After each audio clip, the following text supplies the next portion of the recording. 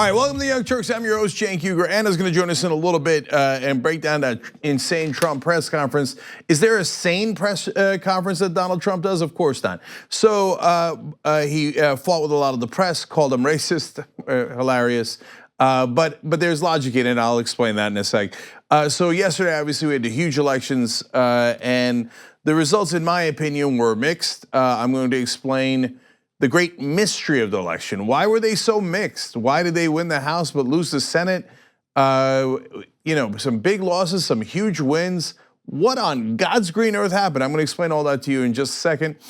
But yesterday, in the midst of our 14 and a half hours of coverage, we did an extra post game for the members at the end too, as if it wasn't enough. Because we love you guys, tyt.com/join, okay? To become a member and get all of our coverage. We discovered something fun, right? Thanks to the MAGA trolls. So the MAGA trolls came to downvote our video, our live stream. By the way, I do have to give credit to Fox News. They were #1 last night in online video views of the election coverage for the entirety of the internet, okay? #2 was the Young Turks for the entirety of the internet. Okay, so it was us against Fox News. By the way, kind of as it should be, the center for the right and the center for the left. So, and then everybody else was tiny compared to it. But as they came to attack us, they decided they were going to be cute and downvote the video. And so when Anna and Allison Hudson asked you guys to do the opposite, like and share the video, the views went up a lot. So why don't we do that every day?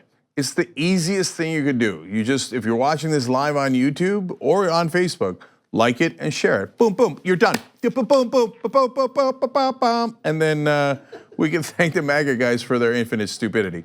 Okay. Fighting MAGA every day, winning. Hashtag winning. I'm almost getting tired of winning. So obviously a lot to do here. In fact, I'll update you on which of the hosts is winning in our competition of who can get people to sign up more. So let me just say tyt.com/Cenk, because I'm not tired of winning in that race, because I'm not winning. I'll tell you what place I'm in a little bit later when Anna comes in so she could rub it in our face. Anyways, so let's go over here and do some stories. Okay, so last night was weird. It was weird because there was big wins, big losses. Now, in an election that is unusual because these elections are now greatly nationalized, and there's usually big swings back and forth, and there was a big swing in the House, obviously, but it did not apply to the Senate, and the two different camps of the Democratic Party also had significant losses. So the conservative side and the progressive side. See, Donald Trump lives in an alternate reality, of course, and he this morning was talking about what a stunning victory the Republicans had. What are you talking about? That doesn't make any sense.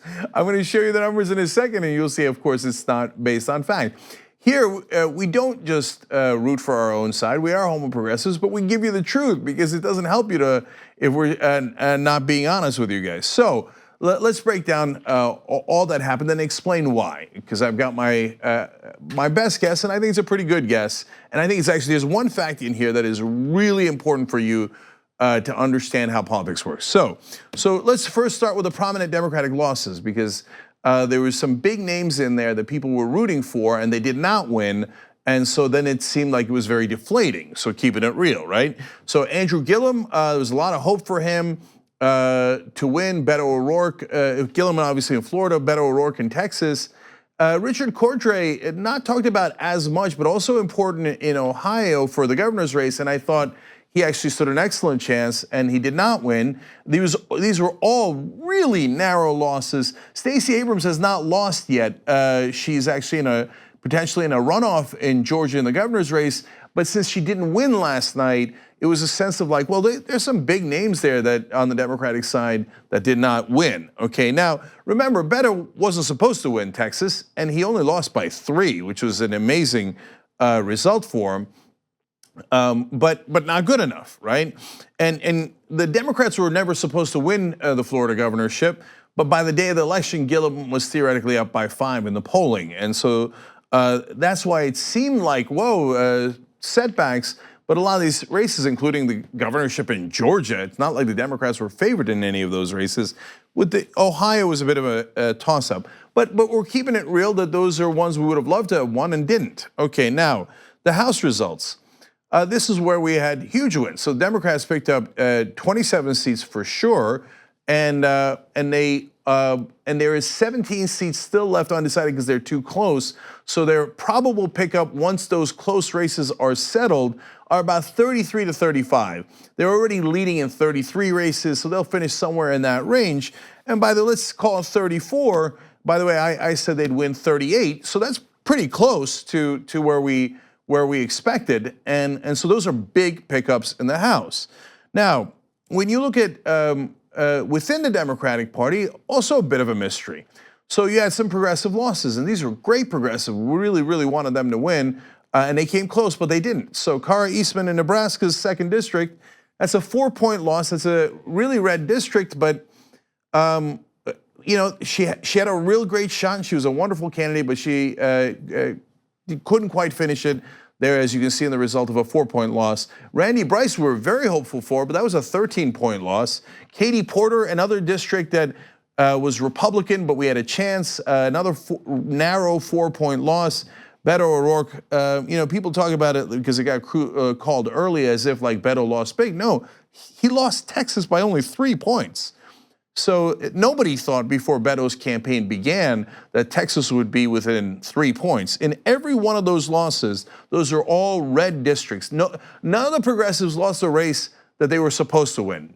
That didn't happen at all. And they made those races closer, but some of the ones we were really rooting for couldn't get over the hump. Okay, now the establishment Democratic losses were far worse because a lot of these races they were supposed to win and did not. They were all incumbents. And they got routed in the Senate. So you got Joe Donnelly in Indiana, went in with a lead, came out losing by 8. Heidi Heitkamp is incumbent in North Dakota, lost by 10. Claire McCaskill in Missouri went in with a lead, lost by 8 there. So significant losses on the Senate side for the establishment Democrats. So you see, the reason it's a mystery is if the establishment Democrats were right, all you got to do is raise a lot of money from corporations, run as Republican light, and you win. But Donnelly, Heitkamp, and McCaskill did that, and many others, and they lost. If progressives were overwhelmingly right, well, we just run campaigns based on voter outreach, volunteers, small dollar donations, and we win all our races. Now, we didn't win all our races, but we did make them much closer in red districts. The blue districts we win easily. Unfortunately, you can't say the same for the corporate Democrats. So if you're looking at the numbers, yes, you give an edge to progressives, no question. They made those red districts way tighter than the corporate establishment Democrats did. But at the end of the day, there's still a missing link. There's the issue of, why couldn't you take it over the top and what happened? So I wanted to break it down for you this way, because in campaigns, the ultimate goal is to do what? Is to reach the voter. Now, a lot of people make the biggest mistake of thinking, oh, what I know, all the voters know, and they debate that in their heads, and then they make a decision about who has the best ideas. That's not remotely true. That's a distant second problem. The number one problem is actually reaching them in the first place with your message. So you got to reach that guy, that woman, and make your case to them. So how are the 3 different ways to do it? One is direct contact. So that's where progressives have a huge advantage because we have volunteers. And volunteers can make phone calls, knock on doors, etc. But that is really hard. It's hard to get a lot of volunteers. It's hard to reach people with personal interaction. What's easier is media. So what most politicians do is paid media. So they raise a ton of corporate money, billionaire money, and they just buy ads and flyers and all across media, but mainly TV to reach the voters. Now, there's a third branch that is not talked about nearly enough, and that's free media, earned media. So if you're on television a lot or the newspapers cover you a lot, well then you'll be able to reach the voters with your message more. That is the number one problem for the Democrats and the number one mistake that the Democratic Party does. They way underestimate this. So here comes the amazing fact. So people often talked about, oh, Hillary Clinton outraised Donald Trump significantly in the general election, but she lost anyway, so maybe money is not as important. No, wait a minute. That's one of 3 ways to reach the voters, remember? So, but first of all, let's acknowledge that. So Hillary Clinton raised and spent $768 million in the 2016 election. Donald Trump only raised and spent $398 million.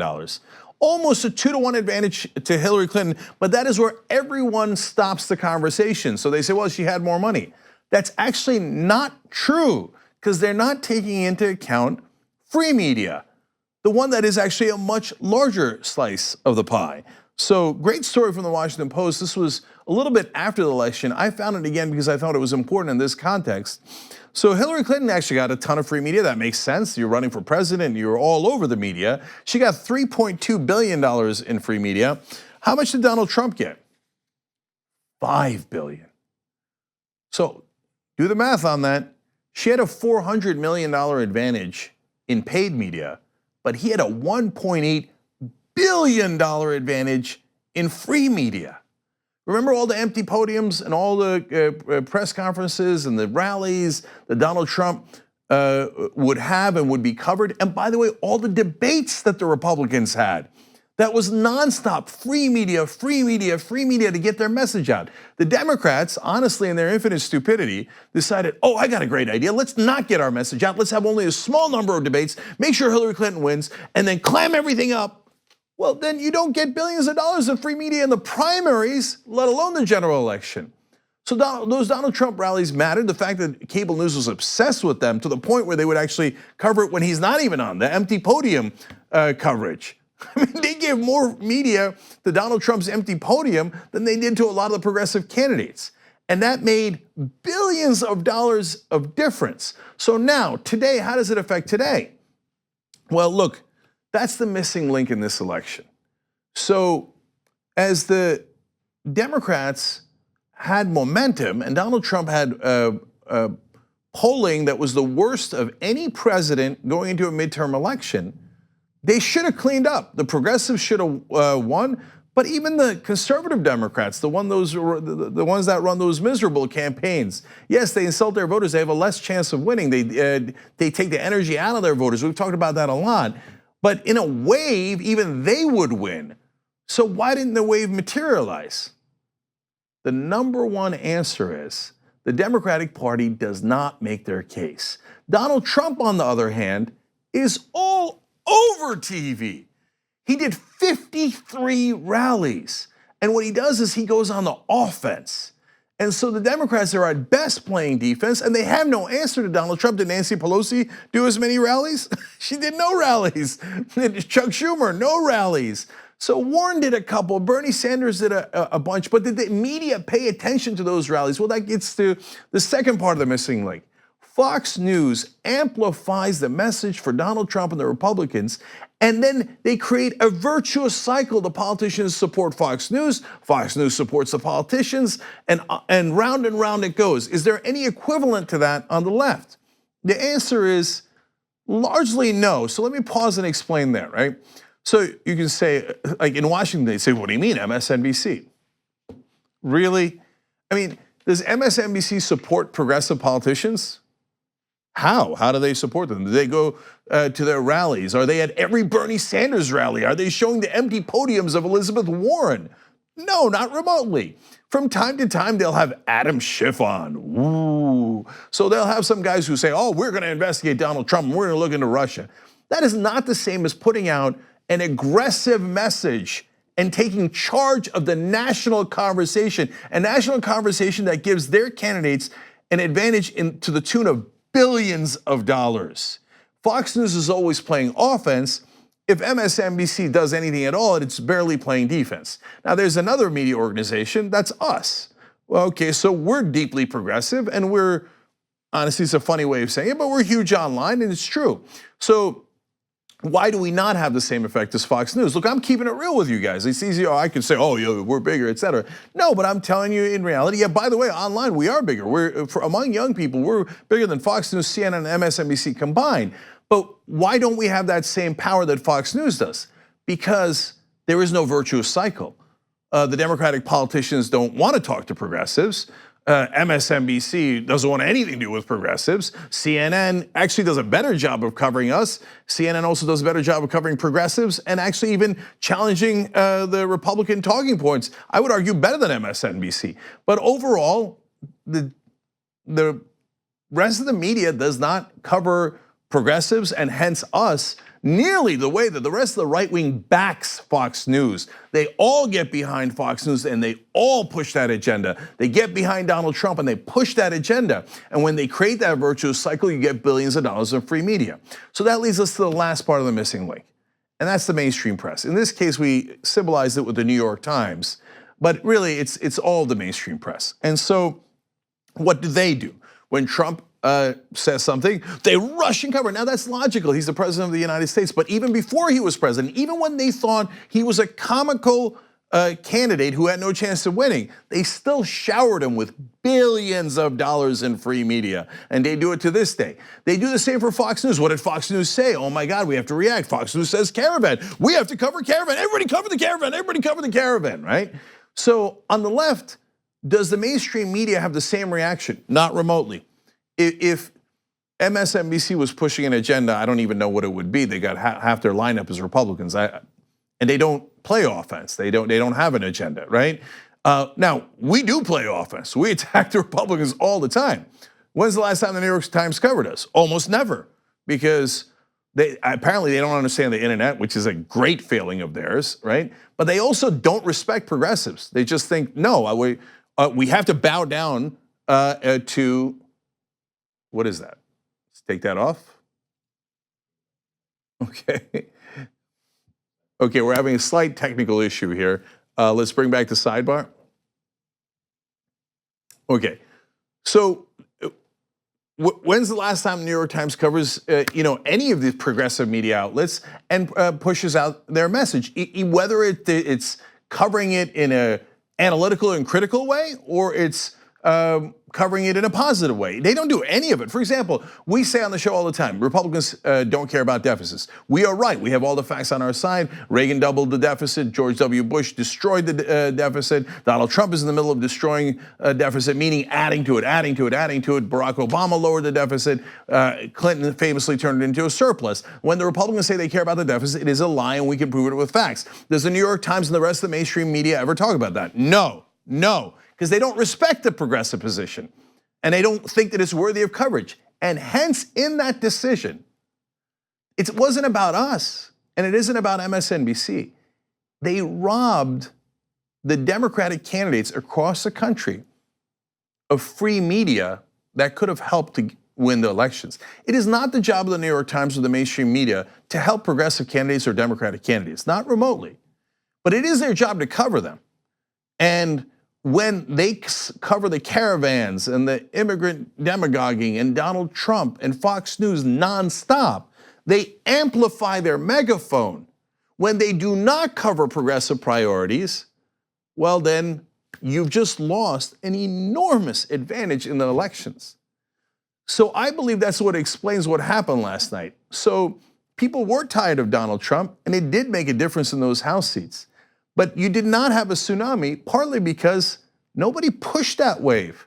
It was just a wave that was on its own. And I don't want you to mistake what I'm saying that it's just the media's fault, not remotely. The number one culprit is the Democratic Party leadership itself, because they don't do what Donald Trump does. They don't play offense. They're not anywhere near as aggressive as him. They don't earn that media. Do they do aggressive policy positions? Do they come out and say the Republicans are liars? They never balance the budget. No, they meekly say, oh, sorry, but we're not so bad, and no, Donald Trump's a demagogue or a racist, but no, you gotta come out and play offense. They never play offense. So that's how you lose the Senate. That's how it's a wave in the House, but not a tsunami. And so you've got to demand that attention. The other thing you have to do is honestly demand it of the media. And they never do that. They assume that Fox News is right, that the media is liberal. They're nowhere near liberal. They might be socially liberal. Maybe they don't hate black people or gay people. Maybe they don't. Generally, they are, in that sense, socially liberal. Are they liberal in terms of policy or economics? Not remotely, not remotely. They treat every progressive position with enormous skepticism. And and disdain, and they don't cover it. And that is when the Democratic leadership needs to step up and go, absolutely, New York Times is failing. Oh no, you can't do that. That's like Donald Trump, you can't do that. But Donald Trump got billions of dollars of free media by doing that. That is not an incorrect strategy, that is a correct strategy. But the Democrats are like, oh no. Everybody at the New York Times is our buddy. They're on the cocktail circuit with us. We want to be friends with them. We can't criticize them. But then you lose the coverage. And when you lose the coverage, you lose the races. So of the three ways to reach the voter, direct contact and paid media, those are actually dwarfed by free media, which the Democratic leadership willingly concedes and gives up by not pressuring the media, not aggressively making their case, and putting out strong policies and going on the offense. That is why last night it was a good result in the House, but overall it could have been great. It should have been a tsunami with Donald Trump's poll ratings and how unpopular Republican positions are. And last thing on this, guys, it's not just conjecture, and it's not my saying, hey, I think my policies should have done better. No, the American people agree with us on the policies. Now, I've told you about the polling 1,000 times on almost every position, and I challenge the press every time on this, and they're always confounded. I'm like, can you read? Look at the polls. On almost every policy position, the country is not just center-left, massively left. They love Social Security and Medicare. They want to tax the rich. They don't like the banks. They want them regulated. They don't like wars. They want to legalize marijuana. They're in favor of gay rights. I can go on and on. We have 60% or better. But it's not just the polls, it's the elections. Look at the ballot measures. In Arkansas, they raised the minimum wage, and they did it overwhelmingly. Same thing in Missouri. But wait a minute, they voted for Republicans who don't want to raise the minimum wage at all. What's the missing link? No one told them. I know that if you follow politics deeply, you got to be thinking, now how did they not know in Arkansas that the Republicans don't want to raise the minimum wage, that Republicans hate the idea of raising the minimum wage? I would argue Republicans hate the idea of you having a higher wage at all because their donors are the ones who pay you, and they don't want to pay you a higher wage, they want to pay you a lower wage. But you think the people in Arkansas heard that? They didn't. They want higher wages. They voted overwhelmingly for a higher minimum wage. But they went and turned around and voted for Republicans anyway. In Missouri, McCaskill lost by 8 points, even though they wanted a higher wage, a higher minimum wage. Did Claire McCaskill get out there and go, God damn it, Republicans are for lower wages and I'm not gonna let them lower your wages? No, Meek, oh, sorry, I'd like to be Republican light. What does the leadership do? Chuck Schumer says, sorry, not much, I don't wanna go on TV. And did they challenge the press to say, no, you must say, because it is a fact, that the Republicans want a lower minimum wage. That's a fact. Why don't you say it in Missouri? Missouri press, you're a miserable failure. They should have done that. They didn't. They cost themselves a ton of money in free media and they lost. That's the answer. Okay, I love my job. I love figuring things out and sharing it with you guys. Okay, now, God, that was long. And I got another long one. Okay, well, let's do one more. Let's do Nancy Pelosi. Okay, here's another thing we figured out. So the election's over. The Democrats win the House, and they're going to pick up about 34 seats overall. And Donald Trump does something weird, which is, I suppose, fairly normal for him. But he tweets out, in all fairness, Nancy Pelosi deserves to be chosen Speaker of the House by the Democrats. If they give her a hard time, perhaps we will add some Republican votes. She has earned this great honor. Now, does he mean that? Of course not. So why is he backing Nancy Pelosi, who he just fought against and criticized throughout the entire elections and said the whole party is going to be like Nancy Pelosi and she's the worst? Why does he turn around right afterwards and say, oh yeah, she should be Speaker of the House? Because he thinks she's weak and it'll be really easy to beat her. It's like, look at how weak she was, in the elections. Look at how weak the whole entire Democratic leadership was. They couldn't even pick up the Senate when I'm deeply unpopular, right? So, and what does Pelosi do right afterwards? Well, confirms Donald Trump's suspicions. Quoting from the Hill here, Pelosi, who's expected to become the next speaker, promised after Tuesday's victory that she would offer, quote, a bipartisan marketplace of ideas, saying that American people want results and have had enough of division. Incorrect. You were supposed to be the resistance. no, your voters do not want you to unite with Donald Trump. That's a preposterous thing to say. I know the base. I would argue I know the base almost better than anybody because of the deep connection we have with them online. We were not on TV, we're online. I mean, we're also on some TV stations, bless their hearts, but we get all this feedback. We get a tremendous amount of feedback.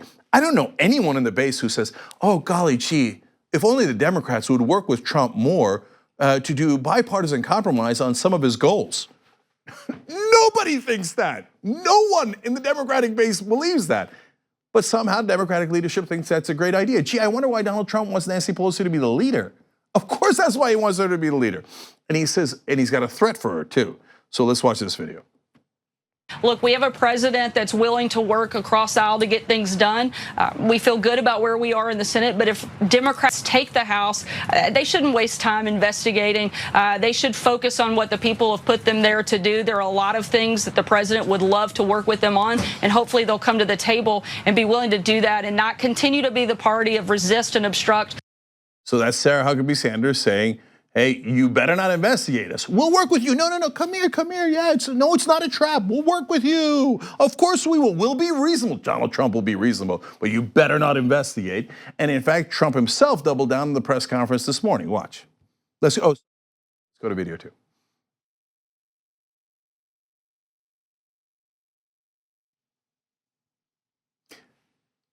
Video 2. Do you expect that when the Democrats take over the chairmanship of all these important committees, you're going to get hit with a blizzard of subpoenas on everything from the Russia investigation to your cell phone use to your tax returns? Ready? Then you're going to, if that happens, then we're going to do the same thing and government comes to a halt. And I would blame them because they now are going to be coming up with policy. They're the majority in the House. The real question is, you just sat up here and said that from this podium that are you offering an my way or highway scenario to the Democrats? You're saying that if they start investigating you, that you can play that game and investigate better than them. Can you compartmentalize that? And I think I know more than they know. Can you compartmentalize that and still continue to work with them for the benefit of the rest of the country, or are all bets off? No. If they do that, then it's just all it is a warlike posture. And so then, wait a minute, then the follow-up, I'm sorry, John. You heard my answer, go ahead.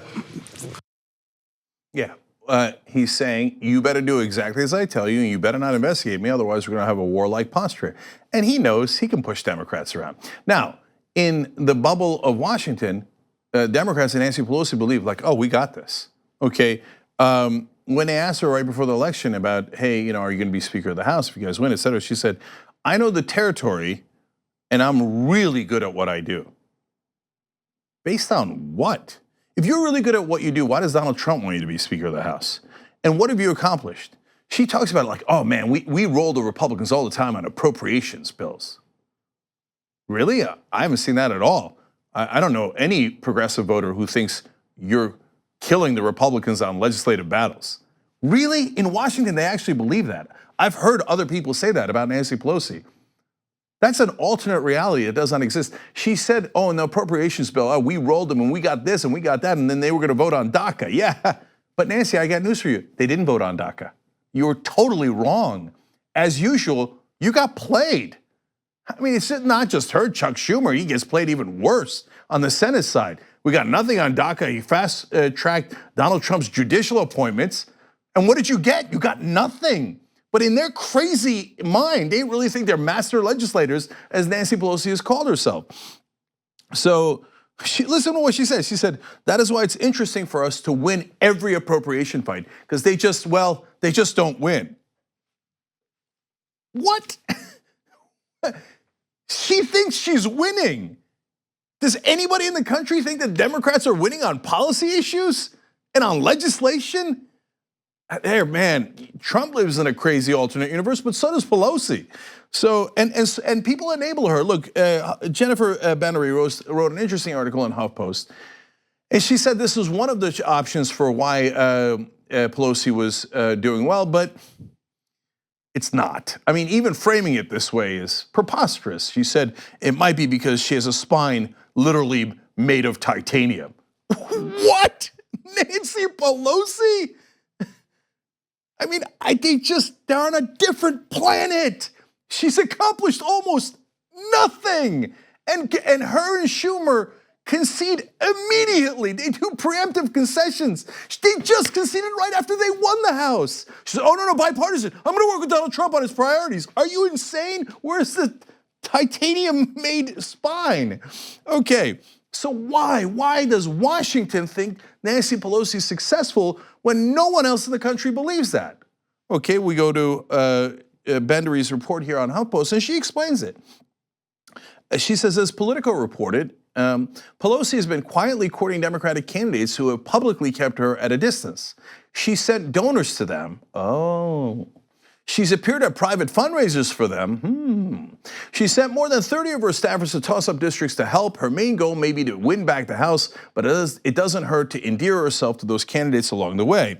So basically saying, even the people running those ads saying that, hey, I'm not gonna back Nancy Pelosi, or the people who, when asked by reporters in their races, say they're not gonna back Nancy Pelosi for Speaker of the House, she's secretly getting them money so that if they win, they back her for Speaker of the House. And that's how this game is played. So then now we go to CNN to explain how much money she raised. And this is not at the end of the election, it's in June. Through June, Pelosi had raised an eye-popping $83 million for the Democratic Congressional Campaign Committee for the 2018 election cycle, more than double the next closest Democrat. Now, that's a ton of money. Now, go a little further. A source briefed on the matter said that through July, she had raised nearly $91 million for the party committee, which is spending big in hotly contested races, including where Democratic candidates are running away from Pelosi. In other words, she brings in the cash. She goes to her corporate donors, to her millionaire and billionaire donors, and she brings in money. That is why a lot of people see her as the elite and the establishment, and voters are turned off by that. But Washington is greatly turned on by that. They're like, master legislator. Did you actually get any legislation passed? No. Well, I got Romney Care passed when Obama was in charge and we had an overwhelming majority. Wow, congratulations. That does seem masterful. Okay, but other than that, I got nothing passed, but I got the money. Oh, congratulations. So, despite facing more opposition from Democrats than any other time in her career, Pelosi's fundraising strength remains her biggest asset, a clear sign why she continues to maintain a hold atop her caucus. So they don't care about legislative victories. They certainly don't care about progressive priorities. They don't really care about fighting Donald Trump. All they care about is, where's the money, Lebowski? I just want the money. Pelosi gives them the money. That's their only metric. So it's not just Pelosi. The internal DCC list also offers clues to how individual lawmakers are performing for the party committee, particularly those ambitious members looking for spots at the leadership table.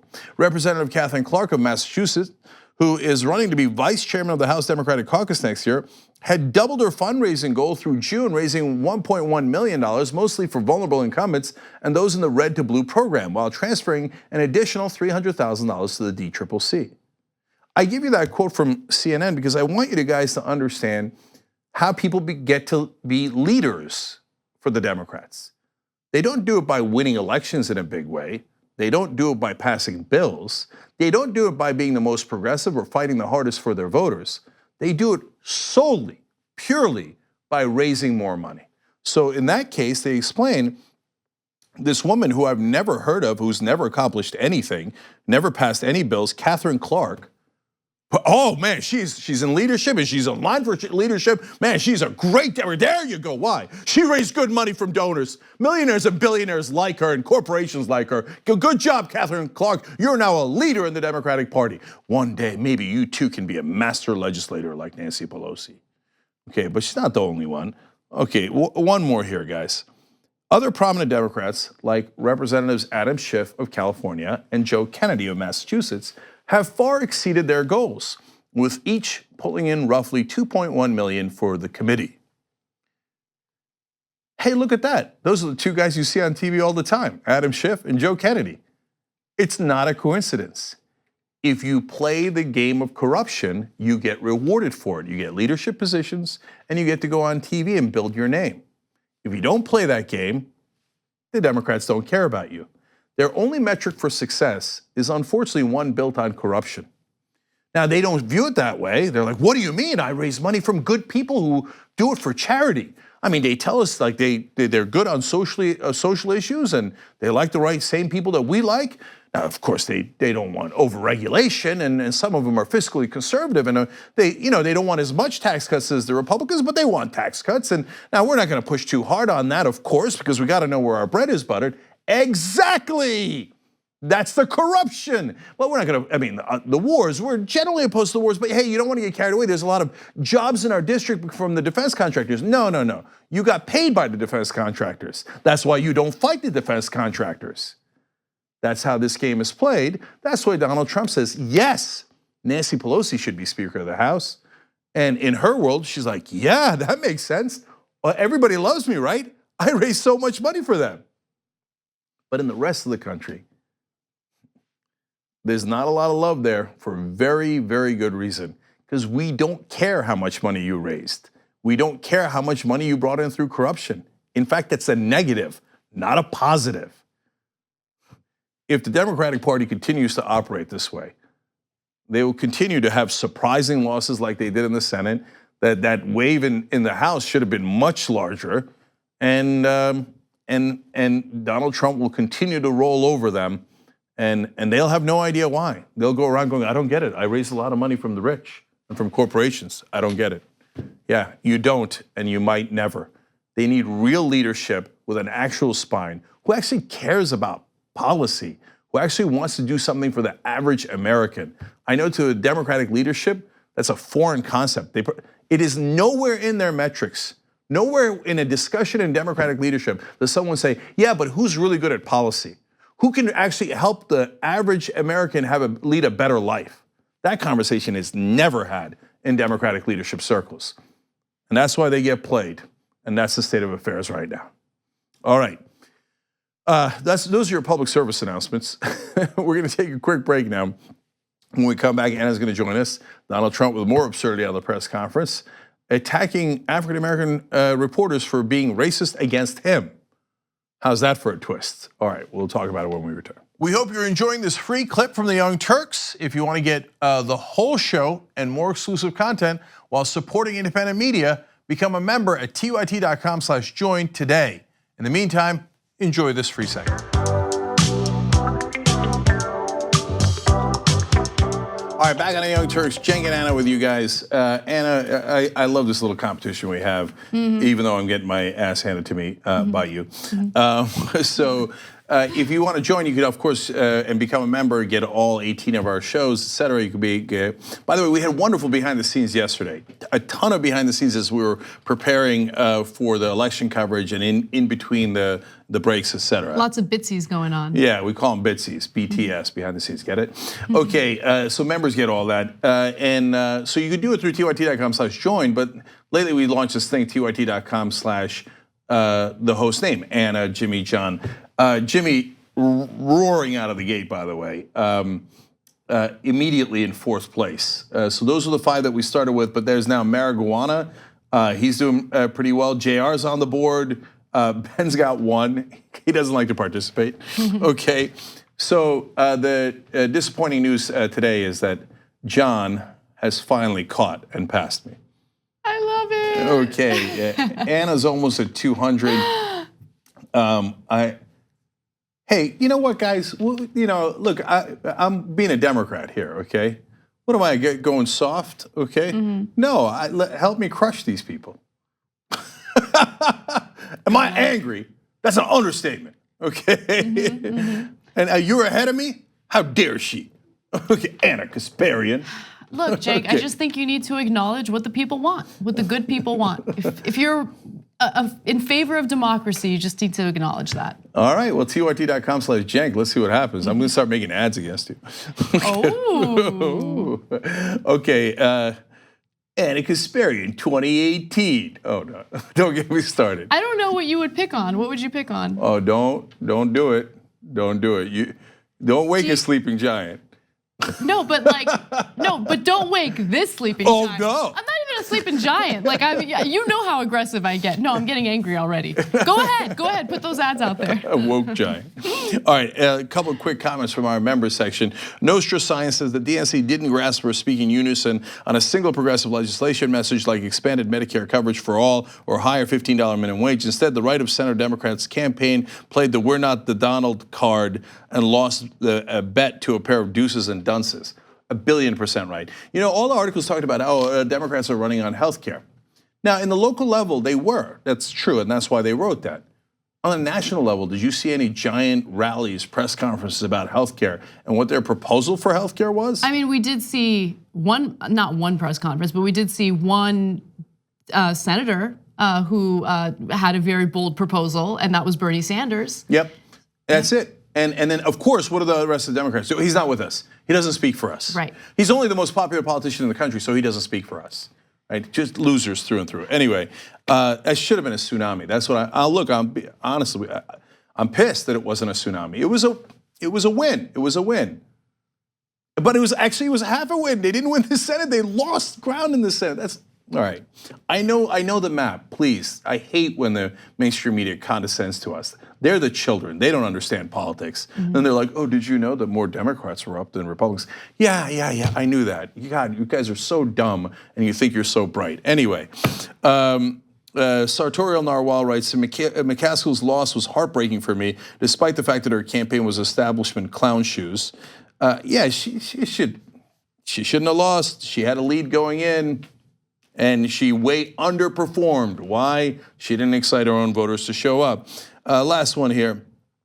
Green Mountain Boy writes in, Cenk, you are dead on with your campaign assessment. We need to be on the offense 100% and hard for the next 2 years especially. We should also be holding near daily press conferences pushing back on Trump's lies. Every time. We have to stop giving the GOP a pass. Strength, not weakness. That's why I say if you're going to be strong like that, you join through tyt.com/Cenk. That's for strength. Okay, all right. Casper, you're up. All right, I'm just gonna let it slide. Okay. Because we got stuff to get to. You know, I'm the responsible one here. Okay. Donald Trump has finally done what he has been hoping to do for a long time now. He has forced his own Attorney General, Jeff Sessions, to resign. And Sessions has resigned and has been replaced by someone who will be there temporarily. We will get to that person in just a minute.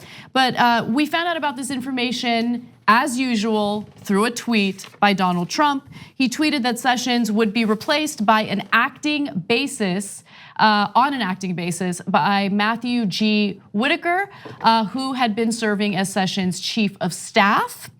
Just to give you a little bit of information on Whitaker, Whitaker will also replace Deputy Attorney General Rod Rosenstein in overseeing Special Counsel Robert Mueller's investigation into Russian interference in the 2016 election. Now, this is very relevant considering what Whitaker has said in the past, specifically in regard to this Russia investigation, and what he has also written in op-eds in regard to Hillary Clinton. Now, he felt that Hillary Clinton 100% should have been indicted. However, he has also written an op-ed indicating that he believes that this investigation into Russian collusion needs to wrap up immediately. He thinks the same thing that Trump thinks, that it's far-reaching, that they need to limit the scope and they need to end it. So let's dive in here as to what's going on. So a part of it is obvious, but there's nuances that I want to explain. So I was wondering why they didn't get rid of Rod Rosenstein, because it looked like they were going to axe him. He might have even wrote that New York Times op-ed about Donald Trump. It's not perfectly clear, but he certainly was in trouble because if you remember the story, he thought about recording Donald Trump secretly because he thought what he was saying was so wrong and crazy and perhaps illegal. But Trump didn't fire him, and I thought that's really weird. Trump's not the kind of guy to have reservations or pull back on things when he gets angry.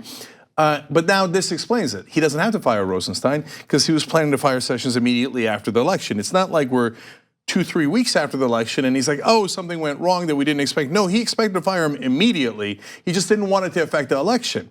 He didn't want that to be a controversy, but he knew he was going to fire him. Now, why is he firing? And then putting Whitaker in charge and saying Rosenstein, who was previously in charge of the Mueller investigation because Sessions had recused himself, now no longer in charge. Whitaker's in charge, so Rosenstein becomes irrelevant, right? Anytime Trump appears to be doing something either rational, logical, nice, any positive word, restrained, any positive word you can think of. Anytime you see Trump acting that way, just understand that there's some sort of scheme in his back pocket, something that no one's thought of, or maybe some people did expect this to play out exactly the way that it did, who knows? But either way, when he said, no, I'm gonna leave Rod Rosenstein alone, I just knew at that point, there's something going on behind the scenes that I'm unaware of. And it's not like he has had some sort of change of heart. No, of course, he's not like, oh yeah, Mueller investigation is totally fine. It's not a witch hunt. No, of course not. He planned to basically do this so he could be in a position to fire Mueller. And he'd planned it all along. That's why he did it right after the election. That is not arguable. If anyone in the press is arguing it, they don't understand the news at all. Okay, it's the day after the election. It was planned all along. In fact, and to be fair to the press, they do point this out, and this is something we did not know earlier. So Trump's team had been going to Republican senators who really liked Jeff Sessions and bullying them and saying, hey, I'm gonna get rid of Sessions and you better back me. And they said, wait till after the election. And after the election, they said, okay, and they bowed their heads to Donald Trump.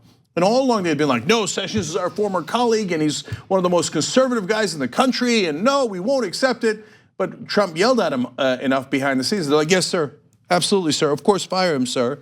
Now, why is he firing Jeff Sessions? Well, first of all, Jeff Sessions is against immigration, law and order as they perceive it, right? So he should agree. He agrees with Donald Trump 100% on that stuff. He was the first senator to back Donald Trump's campaign back when it was super risky. So he was really loyal to Donald Trump. It's not any of those things, but it's not complicated anyway. Donald Trump says it out in the open. He said it 1,000,000 times. It's because he recused himself from the Mueller investigation, and he said, I don't have an attorney general. Meaning the attorney general is supposed to protect me, not the American people.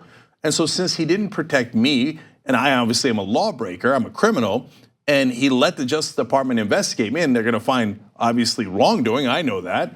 And since he wasn't loyal to me, I'm gonna get rid of him. So that's obstruction of justice. And he followed through on that immediately after the election. So, and why is he doing it now? We explained why he didn't do it earlier. Why not do it later? Because Mueller might drop that, might drop the information that he has and release it any day now. He was waiting for after the election as well. Mueller is going to release what he has. So he wants to be in a position to be able to fire Mueller either before or immediately after that. So there are whispers about Mueller possibly indicting more people. We don't know any details about that. Again, these are just rumors at this moment. But just a quick thought on the whole Mueller investigation before we move forward with some of these other elements to the story. I've given up. I think even if there's real evidence that Trump colluded, if there's evidence of obstruction of justice, there's evidence of money laundering for the Russians, there's evidence that he murdered some prostitute in Russia at some point, there's evidence that he murdered a US citizen on US soil. It doesn't matter, it doesn't matter, it doesn't matter. He gets away with everything. I don't care anymore. I mean, look at what just happened in the country right before the midterms. Look at the countless times we've had outbursts of violence in the country that's been encouraged by Donald Trump. Look at what happened with Kavanaugh. I mean, it's case after case of Trump and his cronies getting away with behavior that no one else has ever gotten away with in the political world. Well, so I don't share your pessimism, but I will say that the elections were the moment of accountability. And in the House, we had some of it, but the Senate is more important. The Senate is who would decide whether he's convicted of an impeachment and thrown out of office. And in the Senate, they held and actually grew their lead, which will scare the Republicans from defying Donald Trump. And so that is actually the scariest development of all. I mean, he committed tax fraud. It doesn't matter. It doesn't matter. Anyone else, it's political suicide. You're done. You're done. With Trump, it doesn't matter. So look, the difference is, look, he's the president. You can't just say, okay, hey, why don't you resign? It's just not how it works. So it's a matter of political capital, and you lose political capital, and the rest of your party shuns you, and you become powerless if you're a senator or congressman, et cetera. if you do something wrong because they are worried that it's going to affect their elections negatively. They care more about themselves than anything else. They're politicians. But the reason Donald Trump defies those things is because he goes over the top. And he uses free media in a way that I explained earlier in the show to gather up so much attention and go on the offense so aggressively that his transgressions do not cost them political capital.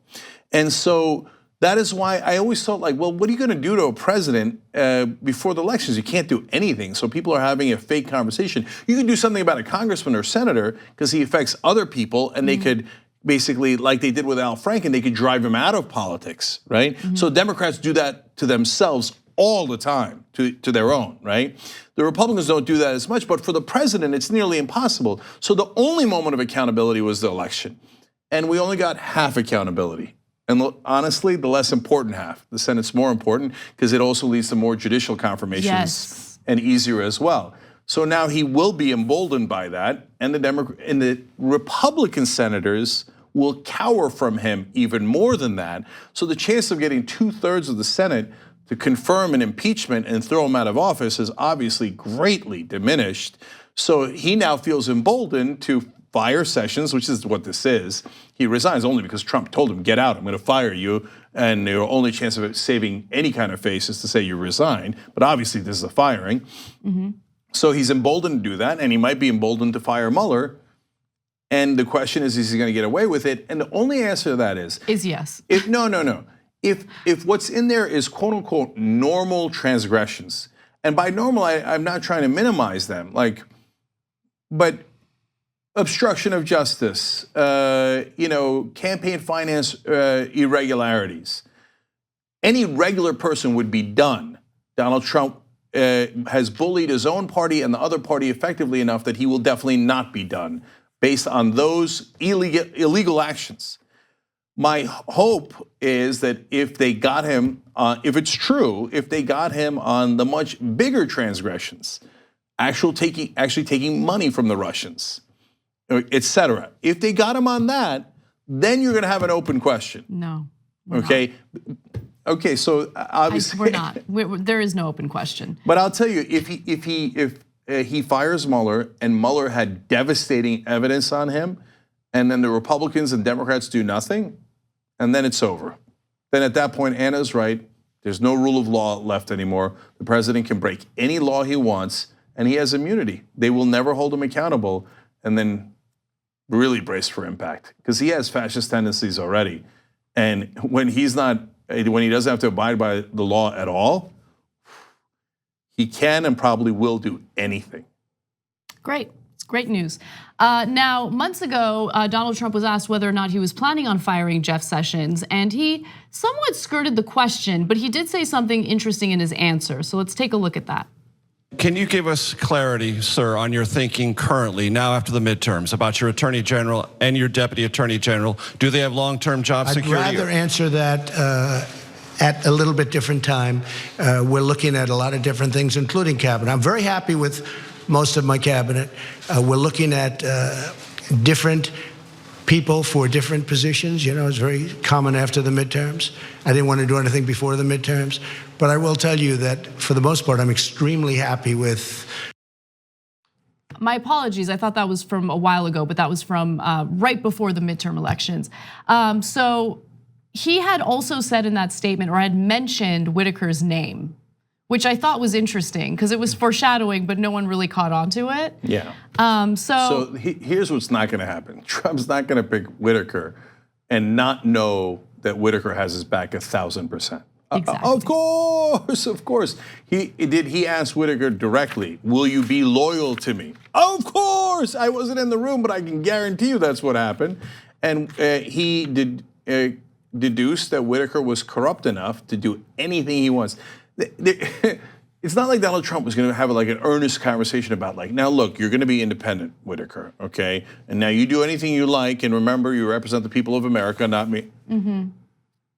Come on, does anyone believe that that's the conversation that happened? Of course not. He's like, are you going to be loyal to me? Are we clear on what that means? He's transparent about that. I mean, he says it. And by the way, so I wanted to read you the quote that I was referring to. This was actually from a statement by Trump last month. And so he was asked about Sessions' future. He dodged the question. And then he said, well, I'd never talk about that, but I can tell you that Matt Whitaker is a great guy. And so that's it. Yeah. Now we have Matt Whitaker.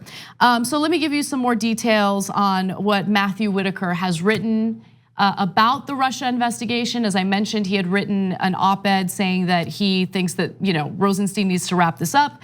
It's time for Rosenstein, who is the acting attorney general, for the purposes of this investigation, to order Mueller to limit the scope to the four corners of the order appointing him special counsel.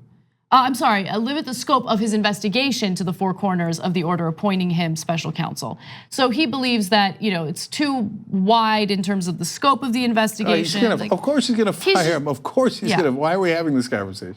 Okay. Right. So and look, the only question is a matter of timing. Does he fire him now? Does he fire him when he thinks Mueller's about to release the information? After he releases the information? Whatever, right? But that this is to terminate Mueller. That's the whole point of this. Right. So mission accomplished, and we'll see how this plays out.